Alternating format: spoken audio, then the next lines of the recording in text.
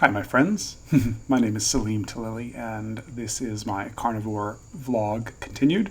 If you're a middle-aged parent who's trying to figure out how to juggle life along with getting in shape and losing weight and just becoming your best self, well, let's follow along and maybe we can help each other out. It's been 2 weeks since I posted a video. I was really knocked out hard with gout after some fun in mid-January. Luckily this week I have recovered and I'm back on track and I'm able to exercise and I feel really good. Nothing like a massive amount of pain to get you on the straight and narrow and to keep you away from temptation. Right now I have no desire for any carbohydrates because I'm pretty sure that it was the carbohydrates that got me back into having a gout flare-up. It's interesting because I'd basically taken off from dieting for 2 months. Having eaten clean for several months and then reintroducing carbohydrates, I think my body essentially overreacted to the carbohydrates and the purines that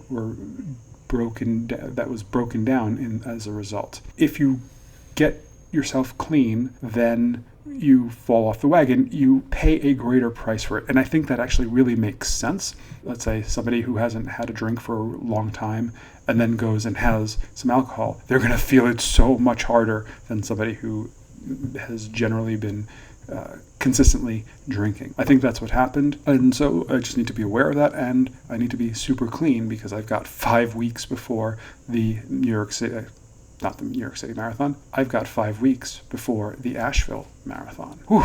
This timing couldn't have been much worse. I mean, it could have been worse if it happened during the marathon.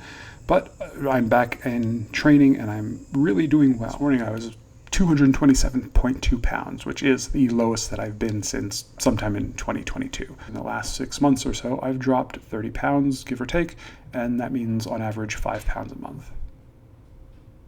Although now that I really think about it, I really shouldn't count the last 2 months because I was just eating a standard American diet.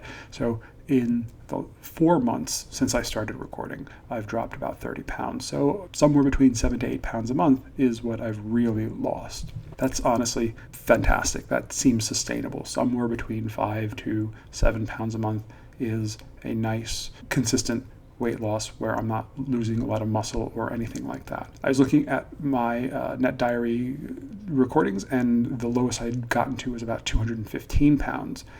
That was sometime in 2022.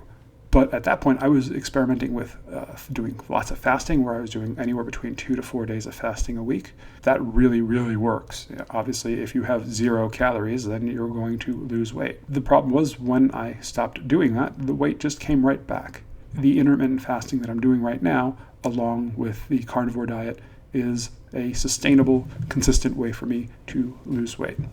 This past week, because of work, my window for fasting has been a lot smaller, where normally I eat something at, let's say, 5 o'clock. I've been coming home late, so I haven't really had anything to eat until almost 8 o'clock. So my eating window shrank this week to about 2 hours a day. And I think that has really made a huge difference. I don't know if I definitely won't be doing it this weekend, but during the week, I think I could get myself to just eating from 7 to 9 p.m. I think that is something that I can sustain. So I'm going to continue to try that and see how it works out.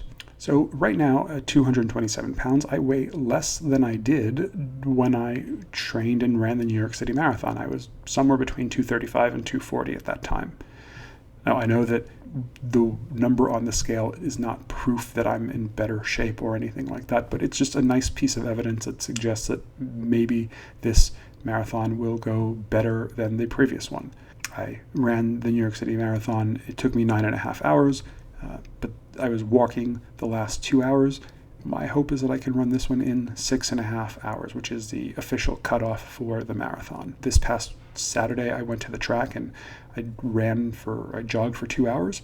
Once I got into the groove, I was jogging at a consistent 2-minute, 40-second pace. So ballpark, if I could sustain that pace for a mile, that means that right now I'm potentially hitting somewhere between a 10 to 11 minute mile. That is, for me, phenomenal. When I did the New York City Marathon through the training, I definitely never got below a 14 or 15 minute mile. That is suggesting that right now my collective capacity is significantly improved. I think that the work that I've been doing with gymnastic strength training has strengthened my leg muscles, which has allowed me to be able to sustain and run at a faster pace. Again, I don't know that this is true or not, but it's just evidence. I don't think that I can sustain an 11-minute mile for 26 miles, but my goal is to finish the 26.2 miles in 6.5 hours, the official cutoff time.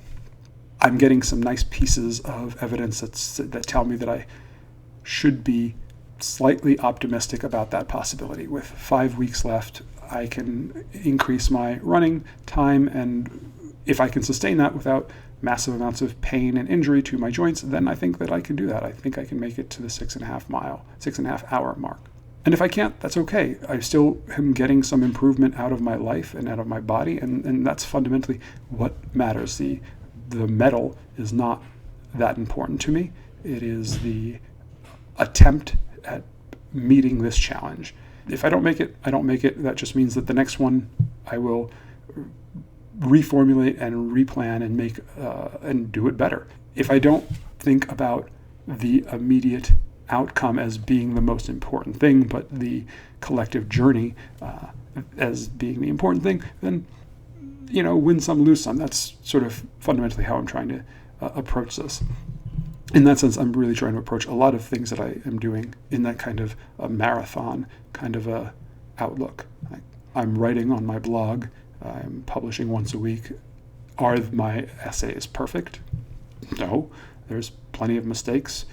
But I think if I just continue to do that, the collective endurance will get better and my writing will get better.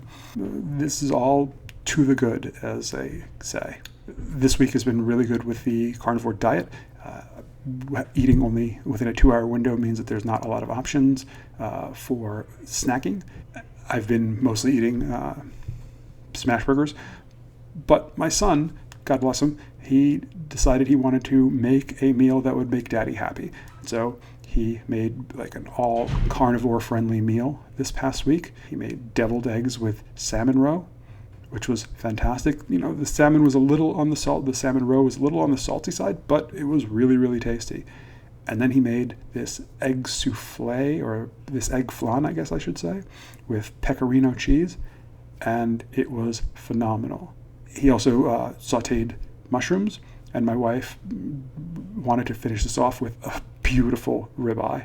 I explained to them that this is going to be my death row meal, that if I ever have to go, this is my final meal. This is the one.